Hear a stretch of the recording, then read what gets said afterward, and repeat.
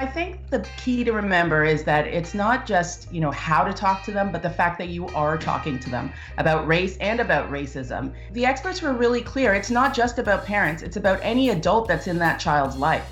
So you can imagine in a lot of cases, teachers sometimes spend more time with children during the day than the average parent gets during the day, during normal, non-COVID times. My responsibility to them is to bring them the truth in its truest form. So my job isn't to make their decisions for them, nor is it to skew the way that they think. I bring them the facts, and then I have a responsibility to help them think through those facts without placing my personal bias on them. The youth want to be heard, but a lot of times they don't have that voice. I think now it's our job as the adults and as the elders to make sure that we come up with a strategy that they can implement.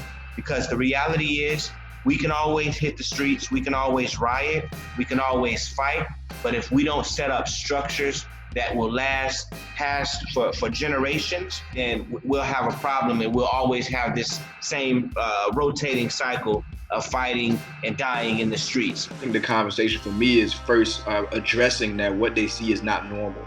Because they see so much of it, they start to think, well, hey, I'm desensitized. It doesn't matter if a black person is killed. It's basically just reminding them that these things are normal, and then encouraging them to feel. And when I say encouraging them to feel, like, I want them to sit in their emotions. I want them to be able to say, well, man, this hurts. I want them to be able to say this is wrong, because that feeling of wrongness is ultimately what's going to get these students to say, you know what, I need to step up and do something. It doesn't have to be front line. It can be back line. It can be midline.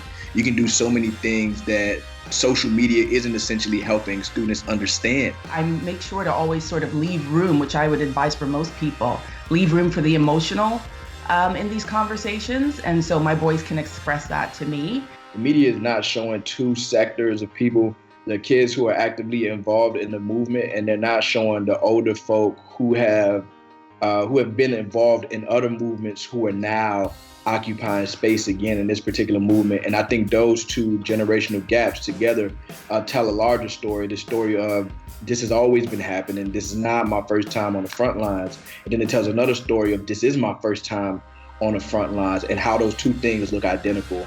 Because the media is making this a right now issue, but this isn't a right now issue. This is the issue that's been taking place forever. It's about a history of people, and it's a history of prolonged protest. And so being able to put some context around it, I think, will go a long way in helping kids understand it.